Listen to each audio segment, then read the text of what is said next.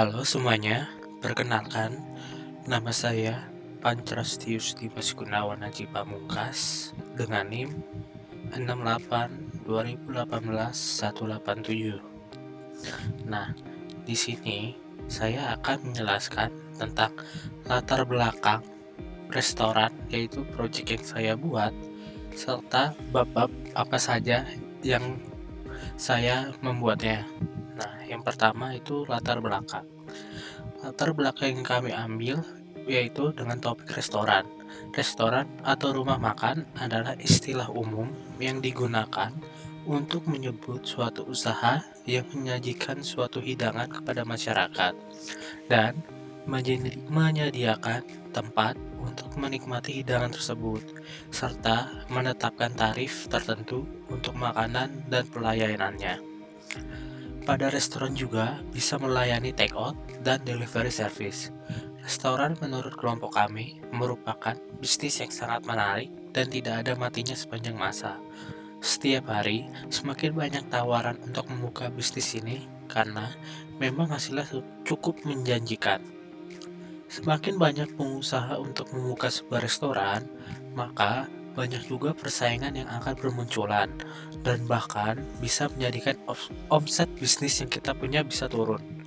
Maka dari itu, diperlukan sistem proses bisnis yang baik dan benar agar bisnis dapat berjalan dengan lancar dan mampu menguasai pemasaran.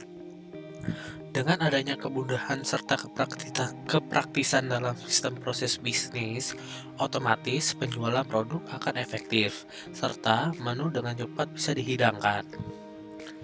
Walaupun sistem bisnis yang sudah dilakukan lumayan bagus, sebagai pelaku usaha bisnis restoran, tentu saja akan terus melakukan inovasi yang lebih ke depannya demi kenyamanan pelayanan untuk para customer dalam restoran. Nah, lalu rumusan masalah. Beberapa restoran yang ada di zaman sekarang masih sering kita jumpai masalah di berbagai segmen. Masalah yang sering dijumpai antara lain waktu penyajian hidangan, anggaran dalam bahan pokok, SDM yang rendah, serta belum paham dalam bekerja di restoran, serta metode pembayaran yang kurang up to date. Dengan adanya beberapa masalah tersebut, dapat dirumuskan masalah dalam berikut, yaitu yang pertama, bagaimana cara mempercepat waktu penyajian hidangan. Yang kedua, bagaimana cara menekan anggaran atau budget dalam bahan pokok pembuatan menu. Yang ketiga, bagaimana cara meningkatkan SDM karyawan dalam pemahaman bekerja di restoran. Yang keempat, bagaimana cara mengefektifkan metode pembayaran yang lebih up to date. Lalu, tujuan dan manfaat. Dengan adanya rumusan masalah di atas, dapat ditarik tujuan dan manfaat dalam menyelesaikan masalah tersebut, yaitu 1. Mengetahui cara dalam menghidangkan menu atau sajian yang cepat, sehingga bermanfaat bagi para customer yang ingin segera menikmati hidangan menu restoran.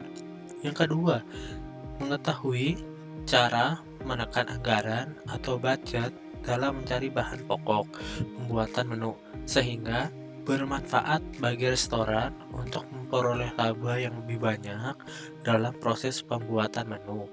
Yang ketiga, mengetahui cara meningkatkan SDM karyawan dalam pemahaman bekerja di restoran, sehingga bermanfaat bagi para karyawan dalam melayani para customer dengan sopan dan santun, serta dapat melihat potensi dari karyawan yang dengan begitu artinya pihak dari restoran dapat mengembangkan potensi karyawan tersebut yang nantinya dapat menghasilkan keuntungan juga bagi pihak restoran.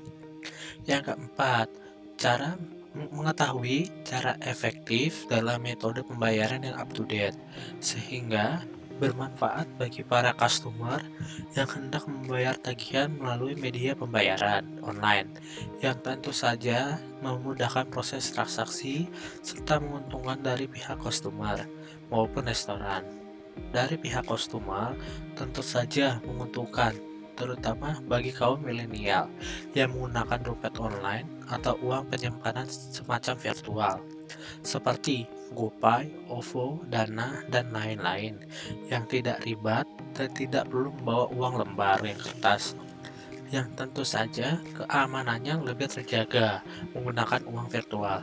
Dari pihak restoran, tentu saja menguntungkan karena tidak perlu menyimpan beberapa uang kertas yang keamanan serta tanggung jawab karyawan dalam menjaganya belum tentu bisa dipertanggungjawabkan, serta memudahkan proses penyimpanan barang yang tentu saja aman dan terpercaya. Nah, lalu profil perusahaan. Rumah makan sekarang ini menjadi salah satu usaha dengan keuntungan yang menjanjikan, bahkan lebih telah menjadi tren di kalangan masyarakat. Tidak heran jika di Indonesia sendiri bermunculan rumah makan atau restoran baru dalam persaingan bisnis makanan. Mulai dari restoran cepat saji hingga tempat makan sederhana dapat dijumpai di berbagai kota di Indonesia. Tidak hanya di kota-kota besar saja, restoran dapat ditemui di kota-kota kecil juga. Lalu, makanan bermunculan seperti restoran dengan berbagai tema menarik. Restoran pada umumnya mengusung tema sedikit mewah dan tidak menjadi ciri khas umum dengan menu yang tentunya mematok harga cukup mahal. Tentu saja hanya beberapa kalangan tertentu yang dapat mengunjungi restoran tersebut. Mereka yang ingin mencoba ke restoran tersebut pasti memiliki canggung dan was-was dalam pemesanan yang terkadang relatif membingungkan bagi para customer, terutama bagi generasi milenial yang mencari harga terbaik dengan kualitas yang worth it, dan tempat yang disediakan sangat nyaman untuk dibuat nongkrong. Persaingan antar restoran satu dengan yang lain tentu saja ada, tetapi mereka pasti mengusung atau membuat tema tempat restoran mereka dengan cara mereka sendiri. Maka dari itu, restoran yang dibuat membawa tema gaya hidup atau lifestyle yang digandrungi generasi milenial dan tentu saja menawarkan berbagai menu atau varian paket yang murah meriah sehingga semua kalangan bisa menikmati hidangan tersebut sehingga mendapatkan penghasilan yang lumayan banyak. Restoran yang dibuat juga akan memberi berbagai promo dalam menu yang tentunya menarik bagi para pelanggan untuk mencoba hidangan tersebut, diiringi dengan proses pemesanan yang mudah serta pembayaran yang memiliki banyak metode, tentu saja akan memudahkan bagi para customer dalam pembayaran. Nah, struktur organisasi di restoran yang kami buat yaitu ada manajer, kasir, koki, serta pelayan. Untuk proses bisnisnya ada sekian banyak, yaitu ada customer, ada pelayan, ada kasir, dan ada pula koki. Lalu penjelasan proses bisnis. 1. Customer akan mencari restoran setelah menemukan restoran yang diinginkan. Customer akan mencari tempat duduk. Jika tempat duduk penuh, customer akan mencari restoran baru. Kedua, setelah mendapat tempat duduk, pelayan restoran akan menghampiri customer. Pelayan restoran akan memberi daftar menu yang tersedia di restoran tersebut. Yang ketiga, customer akan memilih menu yang dipesan. Jika menu tidak tersedia, maka customer akan memilih menu yang lain. Jika daftar menu tersedia, maka pesanan akan diproses dan pelayan akan memberikan nomor meja. 4. Pelayan akan membawa pesanan kepada kasir untuk dilakukan penjumlahan tagihan dari pesanan yang dipesan. Yang kelima, selanjutnya kasir akan memberikan tagihan yang sudah dihitung kepada pelayan untuk diserahkan kepada customer. Yang keenam, pelayan akan menyimpan tagihan tersebut dan mengantar pesanan kepada koki. Yang ketujuh, koki akan memasak sesuai pesanan yang tertera. Setelah selesai, makanan tersebut akan diambil oleh pelayan. Yang kedelapan, selanjutnya pelayan akan mengantar makanan sesuai dengan nomor meja yang tertera. Yang kesembilan, sesampai di meja makan customer, pesanan akan disajikan. Yang ke-10, selanjutnya makanan siap dinikmati. Yang ke-11, setelah selesai makan, customer meminta tagihan kepada pelayan. Yang ke-12, pelayan akan membawakan tagihan kepada customer sesuai meja yang tertera. Yang ke-13, customer akan membayar dan memberikan uang kepada pelayan. Jika ada kembalian, customer akan menunggu pelayan membawakan kembalian. Jika tidak, customer akan pergi ke tujuan lainnya. Nah, selanjutnya saya akan menjelaskan tentang trigger. Dalam DMS atau Database Management System, trigger merupakan sekumpulan suatu script yang berhubungan dengan table, view, ataupun skema yang dijalankan secara otomatis. Ketika terhadap event yang dijalankan, event tersebut meliputi operasi yang biasanya dilakukan dalam mengolah database, yaitu DML atau Data Manipulation Language yang meliputi delete, insert, atau update. Yang kedua, DDL atau Data Definite Language yang meliputi create, alter, atau drop. Yang ketiga, operasi database lainnya seperti server error, logon, logoff, atau startup atau shutdown. Nah, berikut skenario trigger studi kasus restoran kami. Yang pertama tuh trigger history menu. Nah, sebelumnya kita harus meng-create atau mereplace trigger history menu. Ini merupakan nama untuk trigger yang kami buat. Lalu before update or delete or insert on menu restoran. Ini berguna untuk apabila ada data baru atau menginsert suatu barang, maka data-data tersebut akan masuk ke dalam menu restoran. For each row, berarti untuk semua row. Terus begin if updating, then insert into. Nah, jika ada updating barang, maka history input akan melakukan proses yang berada di sini, dan kemudian values-nya yang lama akan tersimpan di menu restoran. Lalu jika itu delete, maka sama, yang lama akan masuk ke dalam menu history menu, dan yang baru akan masuk ke menu restoran. Dan yang terakhir yaitu insert. Nah, yang insert agak sedikit berbeda. Jika yang lainnya adalah yang data lama, kalau insert itu data baru akan masuk ke history menu dan akan masuk juga ke menu restoran. Nah, berikut ini adalah tampilan dari trigger yang telah kami buat. Oh iya, sebelum itu kita harus membuat dulu tabel untuk history input menu.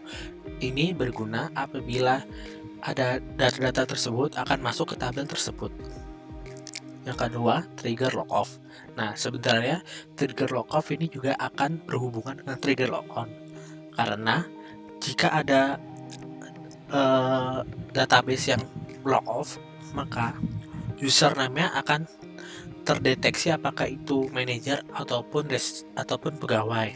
Nah, create or replace trigger logoff audit ini merupakan nama dari trigger yang kami buat. Lalu before logoff on management restaurant scheme ini merupakan before sebelum dia melakukan logoff database pada skema manager restoran. Bikinnya update event audit. Ntar update ini akan bernama logoff sesuai dengan namanya. Lalu set logoff date sysdate, berarti waktu logoff akan sama dengan waktu sekarang. Lalu update event audit, set logo type to char sysdate hours 24 minute and second. Nah, berarti ntar akan mengupdate data yang tadinya 0 akan menjadi sysdate hours 24, berarti akan menjadi akan menjadi jam sekarang, yaitu sysdate.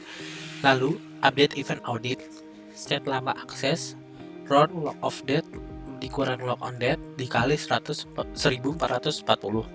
Ini berarti dia akan mengecek berapa lama akses yang dia gunakan dalam database dalam skema manajer restoran. Nah, berikut ini adalah tampilannya. Nah, sekarang logon. Kita akan meng-create or replace trigger logon audit. Berarti ini merupakan logon audit nama dari trigger kami. After logon manager restoran schema yang digunakan pada dalam manager restoran skemanya, bikin insert into event values-nya usernya berarti ntar kita membuat seperti ini, usernya manajer restoran karena yang login itu manajer restoran. Lalu sysdate nya berarti tanggal sekarang, to char-nya berarti jam sekarang 000. Nah, 000 ini akan itu gunanya untuk log off. Kenapa kita kasih 0? Karena kita tidak tahu dia log off jam berapa. Nah, ntar kelanjutan 00 ini merupakan yang tadi, trigger log off tadi, yang diupdate tadi. Nah, sehingga akan tampil seperti ini. Jika manajer restorannya log on jam sekian, log on hari apa, terus dia log off hari apa dan jam berapa. Nah, ntar lama akses akan terekam di dalam tabel yang kita buat khusus untuk log off dan log on ini. Selanjutnya flashback. Flashback merupakan revolusi untuk memperbaiki data secara mudah. Teknologi pada Oracle ini memungkinkan penggunanya untuk melakukan recover secara cepat serta mudah dengan melihat dan mengembalikan data sesuai dengan waktu yang diinginkan. Nah, flashback yang terdapat di kasus restoran itu ada 3, flashback insert, flashback update, dan flashback delete. Kalau flashback insert, query-nya akan seperti ini. Pertama, kita buat dulu create restore point-nya. Insert 1 merupakan nama dari restore point. Yang kedua, kita masukkan data ke dalam database-nya. Yang ketiga, kita commit bertujuan untuk agar kalau tiba-tiba kita keluar dari database, data-data yang kita masukkan ini akan tersimpan. Lalu kita melakukan flashback menu restore point insert 1. Nah, ini kita melakukan flashback ini berarti sebelum kita melakukan ini data ini tidak ada. Nah, setelah kita commit, kita cek data yang seharusnya tadi kita udah insertkan, lalu kita melakukan flashback sehingga data tersebut sudah tidak ada di sini. Lalu update. Nah, tadi jika kita sudah memasuki data yang ada yang insert tadi yang di atas, misalkan kita mengupdate harganya menjadi 12.000. Nah, lalu kita commit. Data di sini akan berubah jadi 15.000. Namun, kalau setelah kita flashback, maka datanya berubah menjadi harga yang di atas, yaitu harga 12.000. Nah, selanjutnya flashback delete. Flashback delete ini bertujuan ketika kita mendelete suatu barang, maka kita dapat menggunakan flashback tersebut sehingga barang tersebut muncul kembali. Misalnya, kita mendelete satu ID menu yaitu M0012. Setelah kita delete, lalu kita mau merestore kembali menu tersebut.